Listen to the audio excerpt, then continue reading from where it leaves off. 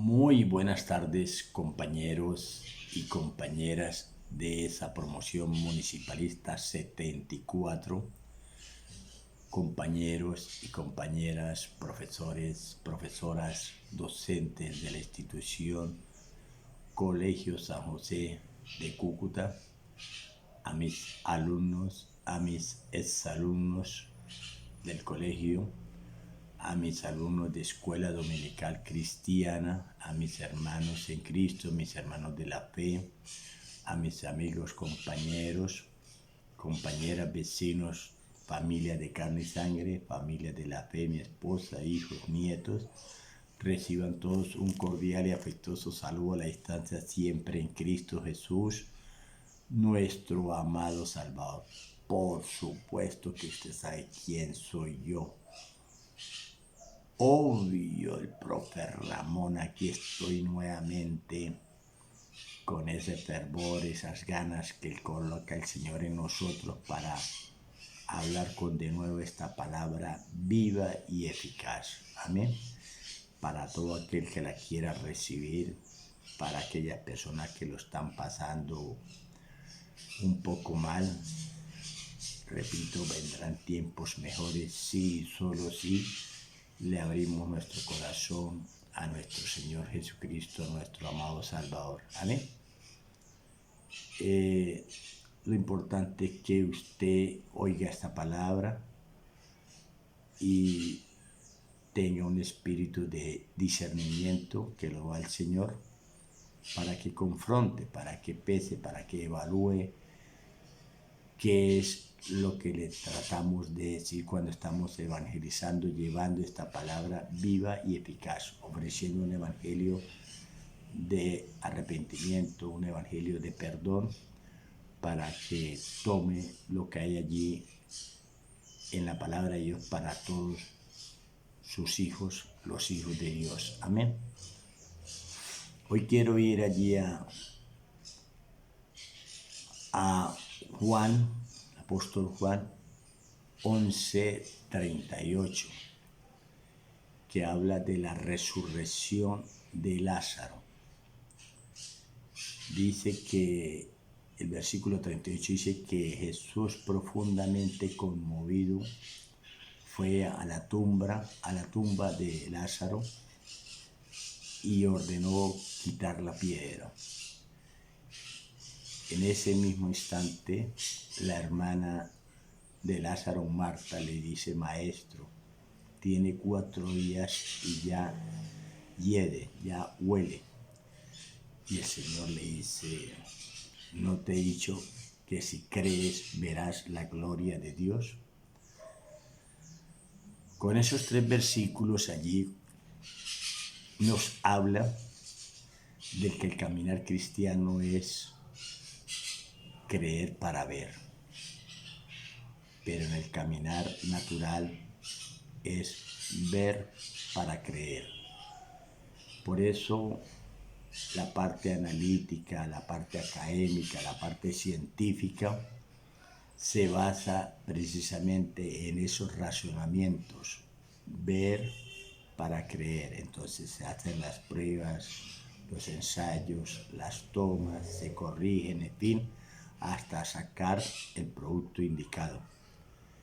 Y es normal que en el método científico el proceso sea ver para creer. Pero en el mundo espiritual de la palabra de Dios, es creer para ver. Amén. Entonces es totalmente diferente el caminar cristiano, es decir, el caminar religioso también va a chocar con esta palabra, porque el caminar religioso es antagónico con el caminar de la palabra de Dios. Hay un conflicto interno. Entonces hay que separar bien las cosas. En el caminar espiritual, en el camino de Dios, la persona muere para nacer. Muere al pecado para nacer nueva criatura en Cristo. mientras en el orden natural la persona nace para morir. Y aquí ya se va desprendiendo los conceptos que entonces no son los mismos métodos para demostrar la existencia de Dios por el método analítico, por el método de razonamiento, por el método científico, para encontrar a Dios, porque Dios es un espíritu, pero también hay un método para encontrar el espíritu de Dios y no falla. Es la oración, es la alabanza, los ayunos, la vigilia, leer palabra, congregarse, creerle, buscarle, seguirle, conocerle, obedecerle, renovarse en el espíritu de vuestra mente, en el espíritu de vuestro entendimiento, crecer para llegar a tener esa madurez espiritual y entrar a ser partícipe de esa naturaleza divina que es Cristo, es decir, dejar la naturaleza pecaminosa tipo Adán. Ese es un proceso y entonces vamos a ser procesados durante el caminar cristiano para ser transformados, procesados para ser transformados. Por eso a Dios no se le puede buscar por el método científico, repito, no cabe, no tiene razón de ser. Amén. Aquí ocurrió una resurrección. Inclusive hermanos en Cristo que están esperando y dicen que la resurrección es una esperanza. No, hermano, no es una esperanza, es una realidad y lo vamos a ver a la luz de la palabra. La historia dice que el amigo de mi Señor Jesús, Lázaro y sus hermanas, Marta y María, tenían buena amistad. Cuando pasaba por Betania, él los visitaba y hablaban de esa palabra poderosa. En fin, eran amigos del parche, digámoslo así para entendernos el lenguaje de hoy, amigos muy sinceros, amigos llenos por la palabra de Dios para crecer, para edificarse, en fin, lo que el maestro les enseñaba. Y un momento a otro el Señor estaba predicando lejos de Betania cuando le llegó la noticia que Lázaro estaba enfermo. Y entonces él estaba en su tarea, el Señor Jesús estaba evangelizando y llevando las buenas nuevas a aquellas personas para enseñarles esa palabra. Y con los discípulos hacían esa labor. Cuando le dijo vamos a predicar y se fue más lejos de Betania, como a los 2-3 días le llegó la noticia de que Lázaro había muerto. Y él le dice, el Señor Jesús le dice a los discípulos, me alegro por ustedes, ahora vamos allá porque Lázaro ha muerto, me alegro por ustedes. Es decir, ya empieza a impactar, los discípulos dirían, ¿por qué nos vamos a alegrar? Era que Dios se iba a glorificar.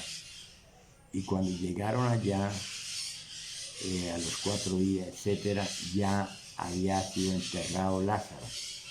Y le salió al encuentro la hermana Marta y de una vez lo confrontó y le dice, maestro, si usted hubiera estado aquí, mi hermano no hubiera muerto. Y el Señor le dice, Marta, Marta, por favor, tú sabes que yo soy la resurrección, que aunque esté muerto, esa persona vivirá. Sí, yo lo sé, yo lo sé. La hermana Marta decía, yo lo sé, igual que muchos hermanos en Cristo que sabemos palabra o saben palabra, pero aquí es no solamente saber, sino creer.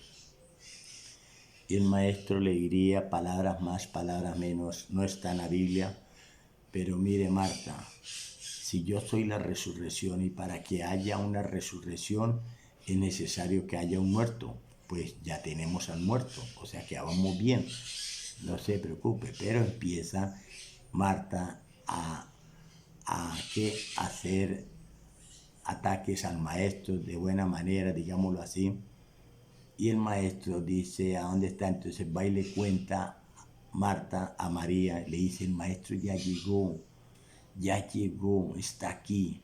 Entonces María, al oír que ya había llegado el maestro Jesús, ella sale al encuentro y se postra a sus pies y le dice lo mismo, maestro, maestro, si usted hubiera estado acá, mi hermano no se hubiera muerto. Y el maestro ya no lo confrontó con la palabra como confrontó a Marta, sino que el maestro fue tocado sensiblemente y lloró. Pero ¿por qué llora el Maestro Jesús? Juan 11:35, el versículo más largo de la Biblia. Jesús lloró. ¿Por qué lloró Jesús, el Señor?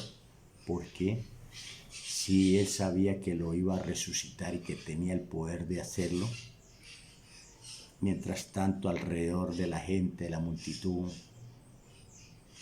hablaban, pensaban, deducían, y eso que era el amigo, y el que sana ciegos, cojos, paralíticos, en fin, para hemorragia, etc., y no vino a sanar a su mejor amigo.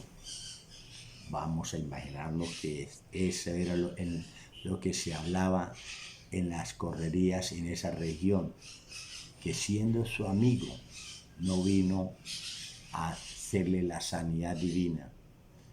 El Señor tenía algo muchísimo mejor que la sanidad, que era la resurrección. Y le dice, ¿dónde lo ha puesto? Pero lo que hago énfasis es que Jesús lloró. Jesús lloró por la incredulidad de la gente, por la incredulidad de sus hermanos que comían en el mismo plato con él. Sabían que él era la resurrección. Sin embargo, así nos pasa a nosotros. ¿Dónde lo han colocado? Y ahí es donde empieza Juan 11:38. A los 4 días, entonces Marta le dice, repito, ya lleva 4 días. Y el Señor le dice, Marta, ¿no le he dicho que si creerás verás la gloria de Dios? Y le separó frente a la tumba, le dijo, quite la piedra. Hay que quitar la piedra de la incredulidad, hay que quitar la piedra del miedo, hay que quitar la piedra del conformismo. Mandó a quitar la piedra y levantó la voz y lo llamó y le dijo, Lázaro, levántate, sal fuera. Estaba hablando ahí afuera la resurrección. Por esto él lo llamó por su nombre. Le dijo, Lázaro, levántate. Donde no hubiera mencionado el nombre de Lázaro, se hubieran levantado más de un muerto porque estaban ahí las tumbas. Por eso el Señor a cada uno le hace su llamado específico. A usted lo está llamando para resucitarlo. Y ordenó, le dijo, sal fuera. Es decir, dentro de esa tumba, pues lo que domina es las tinieblas, la oscuridad. Y él ordenó quitar la piedra y le dijo, sal fuera, y salió amarrado, desátalo. ¿Cómo desatamos a las personas que están en tinieblas, que no conocen que Cristo es la luz del mundo? ¿Cómo lo desatamos? Es la pregunta. Pues con la palabra de Dios, con estos mensajes, porque nosotros también estábamos muertos en delitos y en pecados, y Él nos dio vida. Por eso dice en Efesios 2:1, que estábamos muertos en delito y en pecado, y Él nos dio vida. Por eso la resurrección no es una esperanza, la resurrección es una verdad que ya se cumplió en nosotros, porque Él nos dio ya esa resurrección espiritual. Nosotros también estábamos muertos, estábamos en tinieblas, y vino el Señor y nos dio la mano, nos levantó con su palabra y estamos caminando con el Señor. Esa es la verdadera palabra de Dios viva y eficaz. Por eso, cuando nosotros salimos de esa tumba espiritual, debemos seguir caminando, porque el Señor no solamente nos resucitó, sino que nos ha trasladado de la potestad de las tinieblas al reino de la luz admirable que es Cristo, Colosenses 1:13. Y nos dice, ya resucitados espiritualmente, si alguno o alguien quiere seguir en pos de mí, cada uno tome su cruz y sígueme. Mateo 16:24. Debemos tomar la cruz de Cristo, porque allá cuando pasamos por el Calvario vemos las 3 cruces, pero uno de ellos, maleantes, ladrones, se arrepintió y le pidió perdón al Señor y fue perdonado y se salvó. Quedan 2 cruces, la cruz del malhechor y la cruz de mi Señor Jesús. La cruz del malhechor, el otro decía el otro, es que nosotros estamos aquí porque hemos hecho lo malo delante de mi Señor, de Dios Todopoderoso. Esa es la cruz, porque por eso a las personas, pase lo que le pase, siempre van a decir, pero ¿por qué me pasa esto a mí? ¿Por qué? ¿Por qué me pasa esto a mí? Porque la paga del pecado es muerte, muerte espiritual, muerte física y muerte eterna si la persona muere en esa triste condición y en esa condición lamentable. Amén. Por eso el Señor nos rescató, nos buscó y nos dio vida cuando estábamos muertos en delitos y en pecado. Debemos tomar entonces la cruz de mi Señor Jesús, porque Él allá en el madero dijo, yo he venido para que tengan vida y vida en abundancia. Es decir, yo no me voy a quedar en esta cruz, yo voy a morir, voy a ser sepultado, pero voy a resucitar al tercer día. Amén. Es decir, que a la muerte espiritual, que a la muerte física, lo venció con la misma muerte mi Señor Jesús. Amén. Entonces, cogió los pecados de todos y cada uno de nosotros, los que le hemos entregado los pecados, y los clavó allá en la cruz del Calvario. Amén. Para darnos vida y vida en abundancia. Por eso ahora todo lo que nos pase, porque todas las cosas nos ayudan a bien. Esto es a los que aman al Señor. Entonces las cosas buenas, regulares, malas, etcétera, todas las cosas nos ayudan a bien. Ahora tenemos que preguntarnos, ¿para qué nos pasa esto? Pues el Señor nos dice que nos está dando la prueba, y la prueba me trae edificación, crecimiento, la prueba me trae avance espiritual, mientras que la tentación, que es la que maneja Satanás y que Dios lo reprenda, la tentación la trae para destruirte. En cambio el Señor trae la prueba para promoverte. Amén. En ese caminar cristiano vamos a encontrar situaciones no muy gratas, pero que vienen en el kit del cristiano. Amén. Por ejemplo, estaremos afligidos, pero no angustiados. Estaremos en apuros, pero no desesperados. Seremos tal vez perseguidos, pero no vamos a estar desamparados. Vamos a ser derribados en algún momento por el enemigo, si las zancadillas, pero no vamos a ser destruidos. ¿Por qué? Porque el Señor ha prometido no dejarnos. Entonces Él nos levantará, Él nos restaurará, Él peleará la buena batalla por nosotros. Amén.